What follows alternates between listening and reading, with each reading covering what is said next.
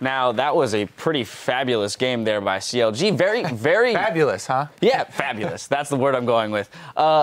It was very straightforward. It seemed very, from that level 1 proxy to the first blood, and then the execution from there on out. Pretty solid play across the board for all of the individuals. I have to say it's nice to see Zion come into the team. And game 1, and granted, he's been with them, so it's not as if they haven't been practicing, but game 1 on the LCS stage, they get a really solid victory under their belt. He had a little bit of a hiccup there after Impact already gave up first blood, so he didn't have to give up first blood with his kill. But yeah, both top laners had a little bit of a rough start to that game. Zion, though, definitely playing that front line for the team later in the game that they needed of him. Now, I want to take a look immediately, though, at that level 1 proxy that we saw Riv ask Aframu about. We're going to pull that up on your screen. Zyrene, let's just go over the effectiveness of this nuanced strategy that they pulled out. All right, so it's also the strong side here because they have Zion, they have the double jungle happening on this side, and what they're going to do is they're going to kill all of the melees in this so that the casters are left. Their wave will push up to the turret, and then that wave will actually push against them because it will have 3 more caster minions left in it, but that's the B part of the strategy. The A is the teleport comes in, Impact actually didn't back in that time, so he wasn't full HP, and they completely capitalized off of that by just having Zion immediately tell him, hey, this guy's half HP, start rolling the clip, and then he ends up diving. They just have a really, really good start to this with blowing pretty much minimal summoner spells, too, to do so. Great hook by Afro as well.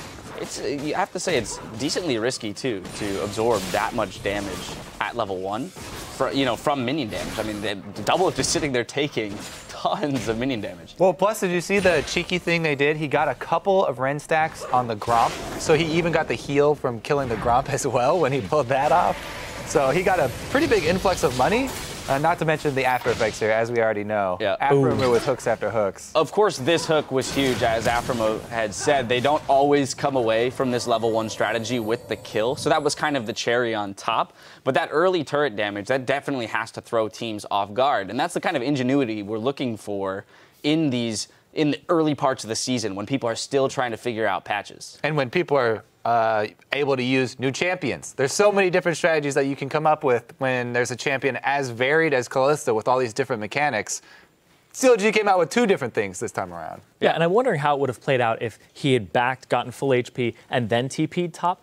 Probably would have been a different strategy there because at the same time, like I said, they only killed the melees. That wave was going to push towards them, so it would have been another freeze. So it's kind of a lose-lose situation, and you have to find a way to play around that. Yeah, a little bit of a misplay there from the world champion, having done the Krugs, going immediately. It seemed like just hungry for the farm, the possible golden experience there too. It was kind of a panic play more than anything. But I also have to say that from that point on, the Magi's build it didn't get any better into for the Lulu, him, yeah. like it just seemed a little, I don't know if it was off kilter. I don't know what we attribute that to on Impact's part. It's a little frustration and desperation at that point. You're kind of looking to get back into the game because you were killed first, 3 minutes into the game, your first game in the North American LCS. And then at that point, it just looked pretty tilty. Yeah. Like, I don't know if North American teams are like, let's tilt Season 3 world champions. And that's their strategies. Welcome to North America, SKT. Yeah. It's been rough for both of the world champions. I mean, Piglet earlier today and Impact in this game. Kobe, you touched real quickly on the mechanics of Kalista. I do want to go into that second mechanic of the Ballista, which was a term coined by our observers, so credits to them for coming up with that one. We're going to pull this replay up. It's the one that happens in the mid lane.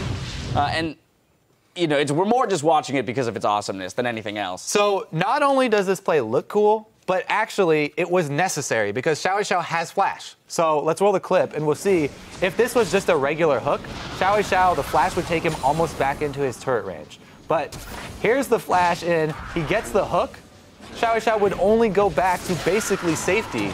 He pulls him all the way back and they get the free kill here. So it's not just for looks. It's a very effective strategy. Pulling someone an entire screen, extremely strong. As Sneaky said, though, you can combo Kalista with any support right now, and there's all kinds of different things that you can do. Yeah, and in order to actually make that combo happen, when Blitzcrank's hook lands, it ends up like basically it says you're going to go where Blitzcrank was when he landed the hook. So when that play happens, you actually see the hook flying towards him, and he's already taken the Fate's Call backwards. And then when the hook makes contact, Afromu's actually way further back than he would have been, and that's what pulls him the distance. Because if you're a little late on that and you don't have full trust in your support, then it won't go the full way. That's what we saw him try and pull it off a couple of times. That's why Doublelift, he never hesitates to see if the hook hits, because then it's too late. That's how we got rid of the hook and then flashback, so Blitzcrank can't do that long range hooking himself. Right. Yeah, I mean, we used to see that, or you see that a lot of times in normal games with like the Thresh Lantern and things like that. Unfortunately, there's not too many Thresh Blitz bot lanes in the LCS. But it does also beg the question of what other champions does Kalista allow for in that support type role? Will we see other champions come into the bot lane? Blitzcrank is only the beginning, right? Well, I don't know. Like, it's interesting speculation, and I would hope that teams are willing to kind of explore. Sneaky had told me that Nautilus actually with Kalista is a fantastic. He ran into it in solo queue and was like, it was pretty incredible the amount of damage that went out, and then again the ability to hook and things like that is astonishing. Yeah, the thing is, I don't think you have to go too far out of actual support champions to find good combos.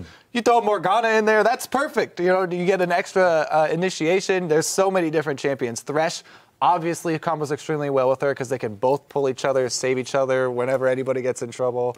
It's a lot of combos. Yeah, and a lot of people are valuing, at least the Kalistas that we've seen, binding with their lane partner. So let's have a lane partner that can make use of the ultimate and the passive, usually in like both ways. So like Annie's really good with that, whereas something like a Braum doesn't really make use of the W as much as it makes use of the ultimate. So we're seeing a lot of champions paired with it that utilize both. Right, Annie has the range to proc the W, but also some fantastic initiate that benefits from.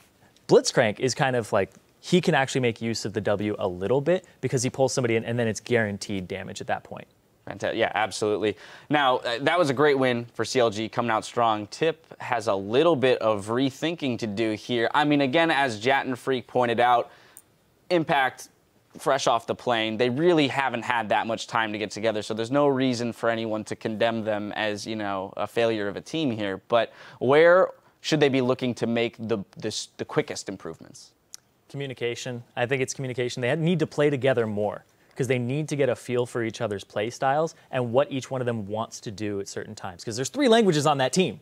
Like, nobody's going to learn their teammates' languages overnight. They have to get a feel for each other and just play more together. That's really what it comes down to, and I think that's going to be the quickest improvement. I know it's very vague, but that's what I'm going to hit. I think they also first have to work on what the shots they're actually going to be calling are. They've even talked about, Rush in his solo queue style. The coach wants to work with him a lot more since he's a shot caller, of course. Getting the game plan in the first place and then working on communicating that game plan to everybody.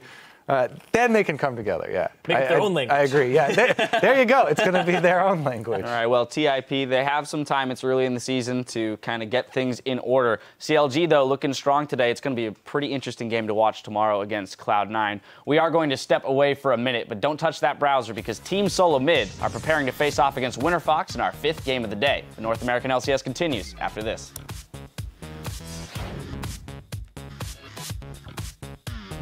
Going to keep the action rolling with Team Impulse and Counter Logic Gaming. There's a knockup, a lot of damage. Will they get him? Yes, they do. Afromu claims the kill thanks to Ignite. Rush almost dead. Shout doesn't quite save it. Oh, no way. That was beautiful. And Tip missing. Oh, the flash hook. They got him. Xiao goes down. That was beautiful.